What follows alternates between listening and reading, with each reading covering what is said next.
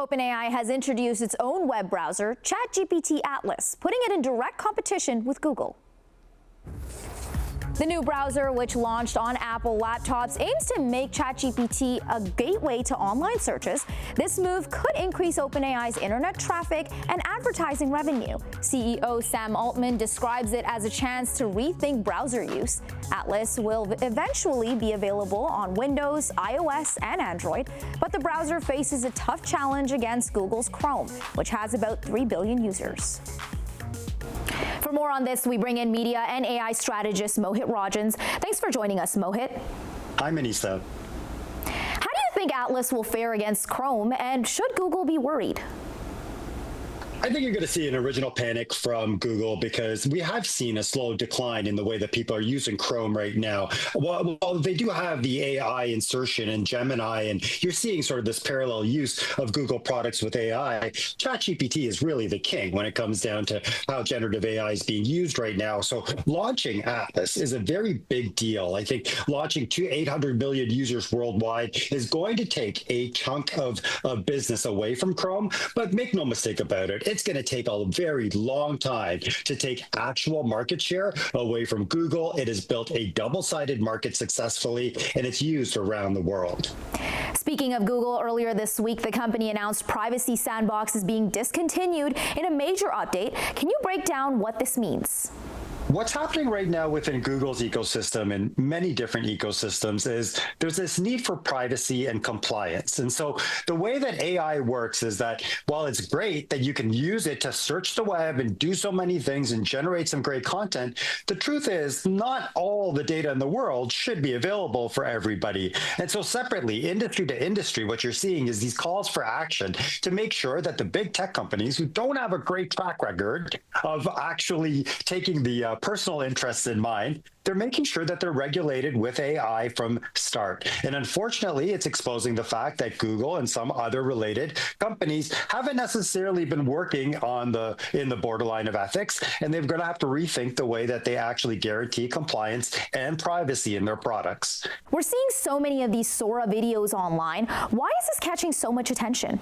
It's funny, Manisa, because if you consider the fact that video generation is starting to become really the most popular thing that we're starting to see on social media, what Sora 2 does, which is owned by OpenAI, is that they create a social media network within this video generation app. And so now people are actually able to share these videos on one app rather than make it and then maybe post it on TikTok or YouTube. And that's sort of creating a little bit of less friction for people trying to get into the generative AI hype cycle. I think they're doing a good job on some ends of it because naturally there's unions that are worried about how real some of this looks, but they're also putting the Sora stamp on a lot of it. You can't get rid of that watermark, so it should be clear that it is AI video. But the truth is, Manisa, these are getting so good that people are not going to be able to decipher. I think unions should be worried. I think Hollywood should be worried because we're getting past the point where this is just marketing videos, and this is something that can cause some major havoc. A new study by the European Broadcasting Union and the BBC this week says top AI assistants misrepresent news. How worried should audiences be? Manisa, we're in for a disruption when it comes down to the search of news that we've never seen before. At first, people sort of laughed at the print industry and said, ha, ha, ha, people don't go buy the newspaper anymore. Well, you know what? People can't Google Canadian news in some cases or find it on Facebook or even find it through their own social media. And in some cases, they only get it through WhatsApp, etc. So what we're seeing now is that when you couple AI into it, people just look at the summary in many cases.